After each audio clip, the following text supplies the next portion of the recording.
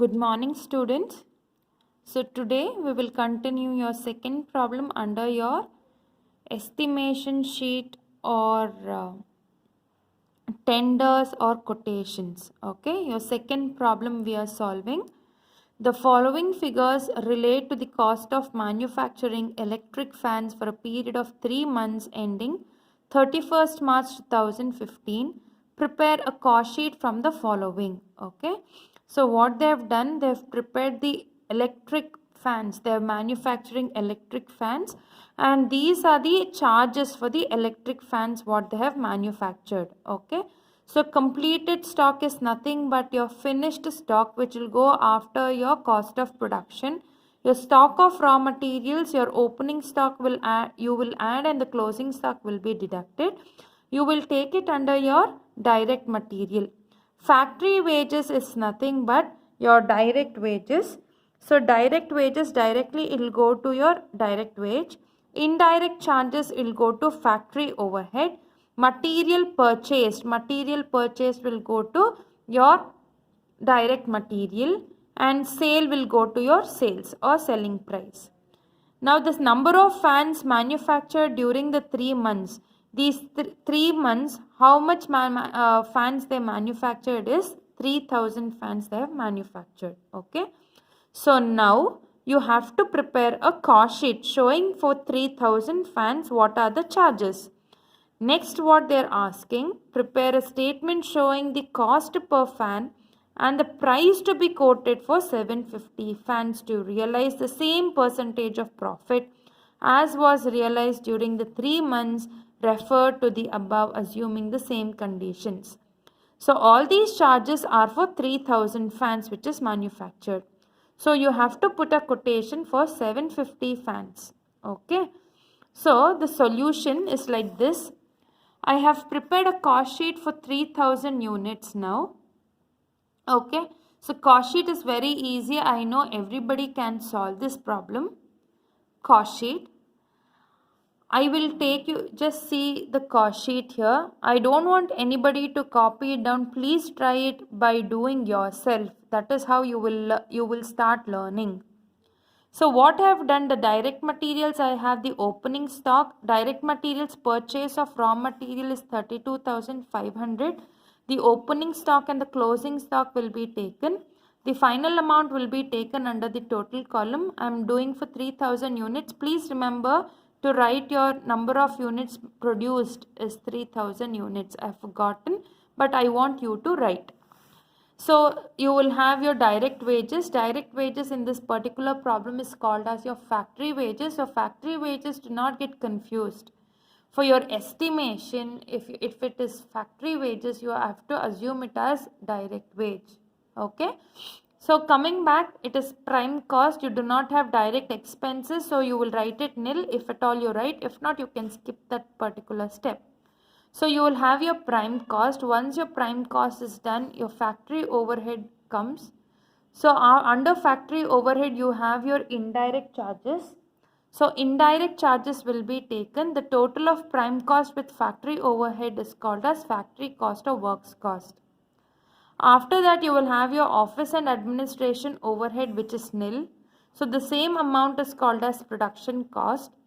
You do not have opening stock of finished goods, but you have your closing stock of finished goods. So please remember what you have to do is, you have to take they have given you 500 units in the problem. So they have given you 20,250 amount.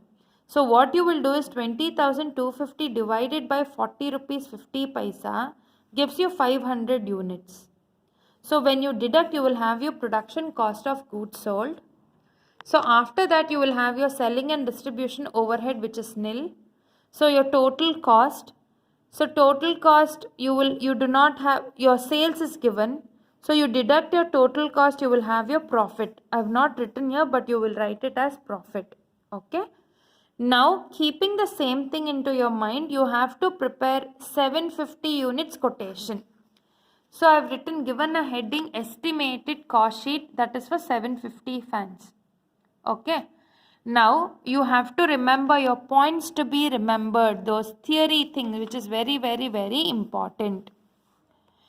Okay, so direct material, under direct material they have not given you any information about the estimation, but they've just told you to prepare a quotation for 750 fans. They have not told you increase so much, or direct material take it as 3000, or direct wages take it as 10,000. They have not given you anything. So when they do not give you anything, when they don't give you anything, what you have to do? Please see your theory. Direct material. Under your direct material, you have, while preparing quotation, that is 2 points, first point and the second point. What it says under your first point, if the estimated cost of material is given. So what it says, if the estimation, if they give you in the problem, if they give you the quotation for so many fans, if they have given you, then what should it be taken?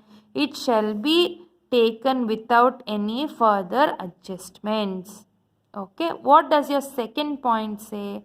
If the number of units to be produced is given, please remember, if the estimated cost of material is given, cost of material is nothing but if it says direct material, take it as 1 lakh for estimation. If they says that way, then you have to take your first point. Under your second point, if the units, number of units to be produced is given. So in our problem, they have given you 750 units. Then you have to take your second point. Please remember, your first point says, if they've given you directly, if they've given you total amount, if they've given you, then it should be directly taken. In this particular problem, they have not given you any cost, or they have not given you any amount. Instead, they have given you 750 fans. You have to write a quotation for 750 fans. That time what you have to do is, the current material cost per unit of output shall be taken as the basis of further adjustments for expected change in material price. Shall be made to calculate estimated material cost per unit of output. This is what it says. So ಇನ್ನೊಂದು ಸತಿ ನಾನು ಹೇಳ್ತೀನಿ, ಪ್ರಾಬ್ಲಮಲ್ಲಿ 2 option ಇರುತ್ತೆ. ಒಂದು ಡೈರೆಕ್ಟಾಗಿ amount ಅನ್ನೋದು ಕೊಟ್ಟರೆ ನೀವು ಡೈರೆಕ್ಟಾಗಿ ಆ ಟೋಟಲಲ್ಲಿ ಬರೀತೀರ. ಅಕಸ್ಮಾತ್ ಅಮೌಂಟ್ ಅನ್ನೋದು ಕೊಟ್ಟಿಲ್ಲ, ಎಸ್ಟಿಮೇಷನ್ ಬಗ್ಗೆ ನಾನು ಮಾತಾಡ್ತಾ ಇರೋದು, ನಾನು ಕಾಸ್ಟ್ ಶೀಟ್ ಬಗ್ಗೆ ಮಾತಾಡ್ತಾಯಿಲ್ಲ. ನಿಮಗೆ ಇವಾಗ ಪ್ರಾಬ್ಲಮಲ್ಲಿ ನಿಮಗೇನು ಈ ಡೇಟಾ ಎಲ್ಲ ಕೊಟ್ಟಿದ್ದಾರೆ, ಈ ಡೇಟಾ ನಿಮಗೆ ಕೊಟ್ಟಿರೋದು ಕಾಸ್ಟ್ ಶೀಟ್ ಮಾಡೋದಕ್ಕೆ. ಎಷ್ಟಕ್ಕೆ ಕಾಸ್ಟ್ ಶೀಟ್? 3000 ಯೂನಿಟ್ಸ್ ಮಾಡೋದಕ್ಕೆ ಕಾಸ್ಟ್ ಶೀಟ್ ಅನ್ನೋದು ಮಾಡ್ತೀರಾ. ಅವ್ರೇನು ಹೇಳ್ತಾ ಇದ್ದಾರೆ, 750 ಫ್ಯಾನ್ಸ್ನ ಕೋಟ್ ಮಾಡಿ, ಅಂದರೆ ಎಸ್ಟಿಮೇಷನ್ ಮಾಡಿ ಅಂತ ಹೇಳಿದ್ದಾರೆ. ಅದಕ್ಕೆ ನೀವೇನು ಮಾಡಬೇಕು, 750 ಫ್ಯಾನ್ಸಿಗೆ ನೀವು ಎಸ್ಟಿಮೇಷನ್ ಅನ್ನೋದು ಮಾಡಿಕೊಡ್ಬೇಕು. ಓಕೆನಾ? ಇವಾಗ ಫಸ್ಟ್ ಪಾಯಿಂಟಲ್ಲಿ ಏನಿದೆ, ಡೈರೆಕ್ಟ್ ಮಟೀರಿಯಲ್ ಏನು ಹೇಳ್ತಾ ಇದ್ದಾರೆ, ಫಸ್ಟ್ ಪಾಯಿಂಟಲ್ಲಿ ಕಾಸ್ಟ್ ಆಫ್ ಮಟೀರಿಯಲ್ ಅನ್ನೋದು ಕೊಟ್ಟಿದ್ರೆ, ಅಂದರೆ ಡೈರೆಕ್ಟಾಗಿ ಅಮೌಂಟ್ ಅನ್ನೋದು ಕೊಟ್ಟರೆ ಅದೇ ತೊಗೊಳ್ಬೇಕಂತೆ. ಅಕಸ್ಮಾತು ಕೊಟ್ಟಿಲ್ಲ, ಸೆಕೆಂಡ್ ಪಾಯಿಂಟ್ ಏನು, number of units to be produced ಕೊಟ್ಟಿದ್ರೆ, ನಂಬರ್ ಆಫ್ ಯೂನಿಟ್ಸ್ ಅಂದರೆ 750 ಯೂನಿಟ್ಸ್ ಅನ್ನೋದು ಕೊಟ್ಟಿದ್ದಾರೆ ನಮ್ಮ ಪ್ರಾಬ್ಲಮಲ್ಲಿ. ಅವಾಗ ನೀವೇನು ಮಾಡಬೇಕಂತೆ, ಕರೆಂಟ್ ಮಟೀರಿಯಲ್ ಕಾಸ್ಟ್ ಪರ್ ಯೂನಿಟ್ನ ತೊಗೊಬೇಕು. ಕರೆಂಟ್ ಮಟೀರಿಯಲ್ ಕಾಸ್ಟ್ ಅಂದರೆ ನಿಮ್ಮ ಕಾಸ್ಟ್ ಶೀಟಲ್ಲಿ ಪರ್ ಯೂನಿಟ್ ಎಷ್ಟು, 11 ರೂಪೀಸ್ 33 ಪೈಸಾ, ಅದನ್ನೇ ತೊಗೊಳ್ಬೇಕು ಅಂತ ಅರ್ಥ. ಅಂದರೆ ಇಲ್ಲಿ ಏನು ಮಾಡ್ತೀರಾ, ಕೊಟೇಷನಲ್ಲಿ ನೋಡಿ 750 ಯೂನಿಟ್ಸ್ 11 ರೂಪೀಸ್ 33 ಪೈಸಾ. ಸೊ 11 ರೂಪೀಸ್ 33 ಪೈಸಾ ಇಂಟು 750 ಮಾಡ್ತೀರಾ, 8498 ಅನ್ನೋದು ಬಂತು. ಅದೇ ರೀತಿ ನೀವು ಡೈರೆಕ್ಟ್ ವೇಜಸ್ಗೂ ಮಾಡ್ತೀರಾ. ಡೈರೆಕ್ಟ್ ವೇಜಸಲ್ಲೂ ಕೂಡ ನಿಮಗೆ ಯಾವ ಅಮೌಂಟ್ ಅನ್ನೋದು ಕೊಟ್ಟಿಲ್ಲ. ಫಸ್ಟ್ ಪಾಯಿಂಟ್ ಏನು ಹೇಳುತ್ತೆ, ಡೈರೆಕ್ಟ್ ವೇಜದ ಅಮೌಂಟ್ ಏನಾರು ಕೊಟ್ಟಿದ್ರೆ ಡೈರೆಕ್ಟಾಗಿ ಅಮೌಂಟ್ ಕಾಲಮಲ್ಲಿ ಬರ್ಕೊತೀರಾ. ಸೆಕೆಂಡ್ ಪಾಯಿಂಟ್ ಏನು ಹೇಳುತ್ತೆ, if the number of units to be produced is given, the current direct wage cost per unit of output shall be taken as the basis and adjustment like change in wage rate ಅಂತ ಕೊಟ್ಟಿದ್ದಾರೆ. Okay, ಅಕಸ್ಮಾತು ನಿಮಗೆ ಏನೂ ಕೊಟ್ಟಿಲ್ಲ amount, ಡೈರೆಕ್ಟಾಗಿ ಏನು ಕೊಟ್ಟಿದ್ದಾರೆ, units ಅನ್ನೋದು ಕೊಟ್ಟಿದ್ದಾರೆ. ಆವಾಗ ನೀವೇನು ಮಾಡಬೇಕು, ಅಗೇನ್ ಇಲ್ಲಿ ನೋಡಿ 25 ರೂಪೀಸ್ ಇದೆ. ಸೊ ಡೈರೆಕ್ಟ್ ವೇಜಸ್ ಎಷ್ಟು, 25 rupees. So 25 rupees into 750 rupees ಅನ್ನೋದು ಮಾಡ್ತೀರಾ, ಇಷ್ಟು ಅಮೌಂಟ್ ಸಿಗುತ್ತೆ. ಸೊ ಈ ಪ್ರಾಬ್ಲಮಲ್ಲಿ ಡೈರೆಕ್ಟ್ ಎಕ್ಸ್ಪೆನ್ಸಸ್ ಇಲ್ಲ, ಅದಕ್ಕೆ ನೀವು ಇಲ್ಲಿ ಕೂಡ ಡೈರೆಕ್ಟ್ ಎಕ್ಸ್ಪೆನ್ಸಸ್ ತೊಗೊಳ್ಳಲ್ಲ, ಡೈರೆಕ್ಟಾಗಿ ಪ್ರೈಮ್ ಕಾಸ್ಟ್ ತೊಗೊತೀರ. ಪ್ರೈಮ್ ಕಾಸ್ಟ್ ತೊಗೊಂಡಾದ್ಮೇಲೆ ಫ್ಯಾಕ್ಟ್ರಿ ಓವರ್ ಹೆಡ್ ಬರುತ್ತೆ. ಸೊ ಫ್ಯಾಕ್ಟ್ರಿ ಓವರ್ ಹೆಡ್ಡಲ್ಲಿ ಏನು ಹೇಳ್ತಾ ಇದ್ದಾರೆ ಇಲ್ಲಿ ನೋಡಿ.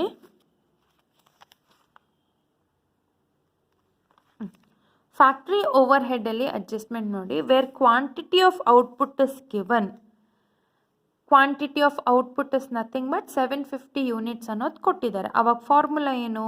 Actual factory overhead divided by number of units produced into estimated production units.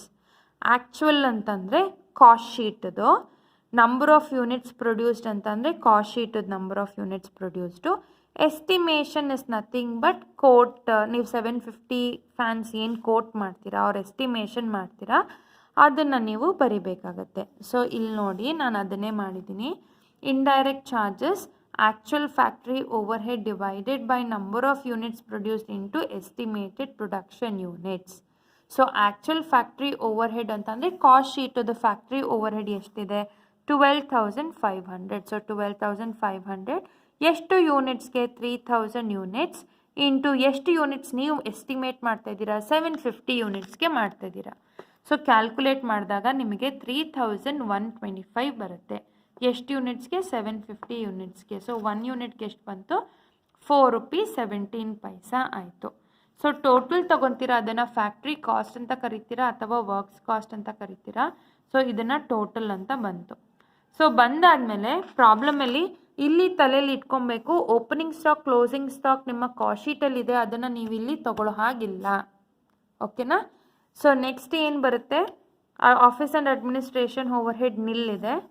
So production cost ಅನ್ನೋದು ಬಂತು, ಕರೆಕ್ಟು. ನೆಕ್ಸ್ಟ್ ಇದು ತೊಗೊಳ್ಳೋ ಹಾಗಿಲ್ಲ.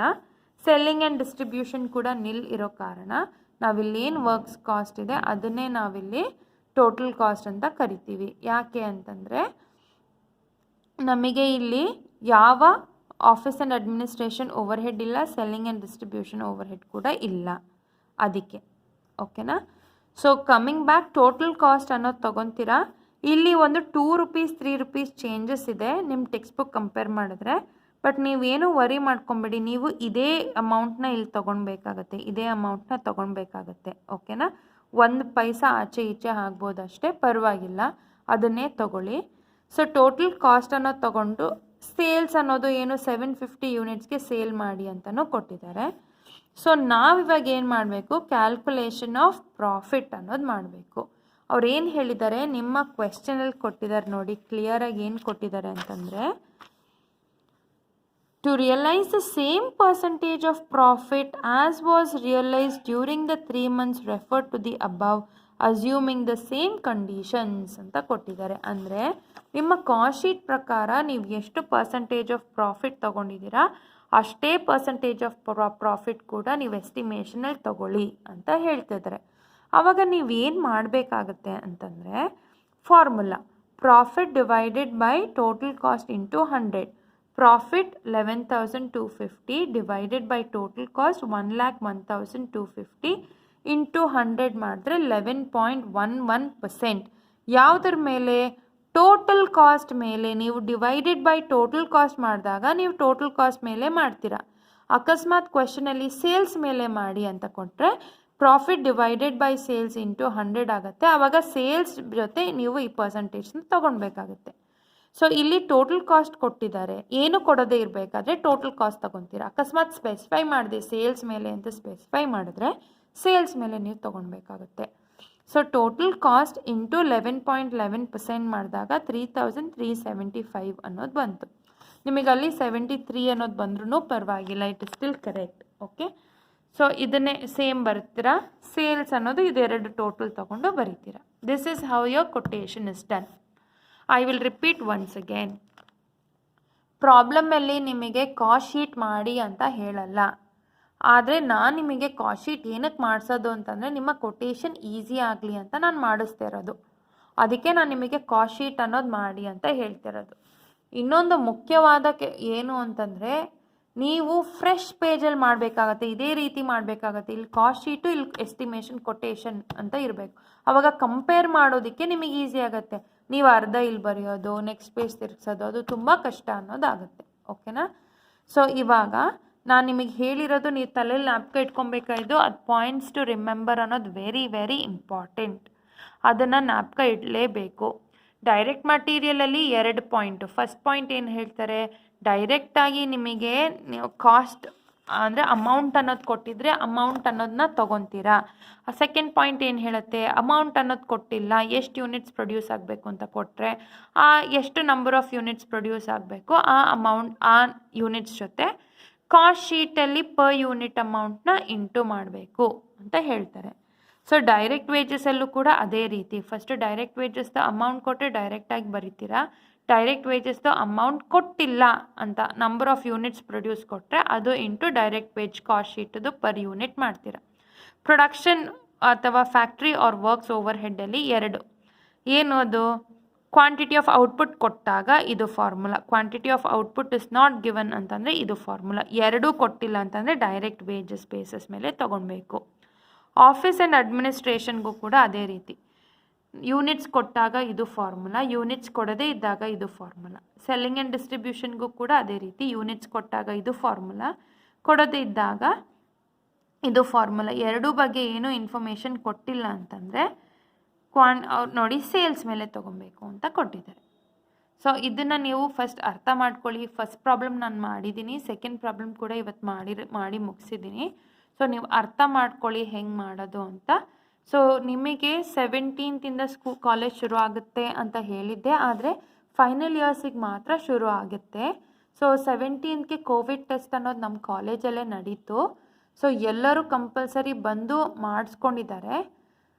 ನಿಮಗೆ ಡಿಸೆಂಬರ್ 1 ಶುರು ಆಗಬಹುದು. ಸೊ ಆ ಥರ ಇದ್ದರೆ ನಾನು ನಿಮಗೆ ಇಂಟಿಮೇಷನ್ ಮಾಡ್ತೀನಿ. ಸೊ ರೆಡಿಯಾಗಿರಿ, ಎಲ್ಲರೂ ನೋಟ್ಸ್ ಅನ್ನೋದು ಕಂಪ್ಲೀಟ್ ಮಾಡಿ.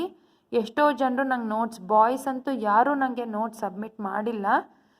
ಸುದರ್ಶನ್ ಮತ್ತು ನಿಶಾಂತ್ ಬಂದರು ಹೋದರು. ವರುಣ್ ಕೂಡ ಏನೂ ಸಬ್ಮಿಷನ್ ಇಲ್ಲ. ವರುಣ್ ಫೋನ್ ಕಾಲ್ಸು ರಿಸೀವ್ ಮಾಡಲ್ಲ. ಕರಣ್, ಹರ್ಷಿತ್ ಯಾರೂ ಕೂಡ ಫೋನ್ ರಿಸೀವ್ ಮಾಡಲ್ಲ. ನೀವೆಲ್ಲ ಹಿತೇಶ್ ಯಾರು ಅಂದರೆ ಯಾರೂ ಇಲ್ಲ. ಹುಡುಗಿರು ಪರವಾಗಿಲ್ಲ, ಸುಮಾರು ಜನರಿಗೆ ತಂದು ಕೊಟ್ಟು ಹೋಗಿದ್ದಾರೆ. ನೀವು ಇದೇ ರೀತಿ ಮಾಡಿದ್ರೆ ಮಾರ್ಕ್ಸ್ ಕಡಿಮೆ ಬಂದರೆ ಅಂತೂ ನಮಗೇನು ಅಂದರೆ ಏನು ಹೇಳಕ್ಕೆ ಹೋಗ್ಬೇಡಿ. ಬಿಕಾಸ್ ಆ್ಯಕ್ಟಿವ್ ಪಾರ್ಟಿಸಿಪೇಷನ್ ಸ್ಟೂಡೆಂಟ್ಸ್ ಕಡೆಯಿಂದನೂ ಇರಬೇಕು. ಲೆಕ್ಚರರ್ ಮಾತ್ರ ಒನ್ ವೇ ಕಮ್ಯುನಿಕೇಷನ್ ಅಂತೂ ಆಗೋದೇ ಇಲ್ಲ, ಒನ್ ವೇ ಎಕ್ಸ್ಪ್ಲನೇಷನ್ ಕೂಡ ಆಗಲ್ಲ. ಎಲ್ಲರೂ ಕೂಡ ಸಪೋರ್ಟ್ ಮಾಡಿದ್ರೆ ಎಲ್ಲನೂ ಆಗುತ್ತೆ. ಪ್ಲೀಸ್ ಅದನ್ನು ಅರ್ಥ ಮಾಡ್ಕೊಳ್ಳಿ. ಓಕೆನಾ? So thank you students, have a great day. Bye.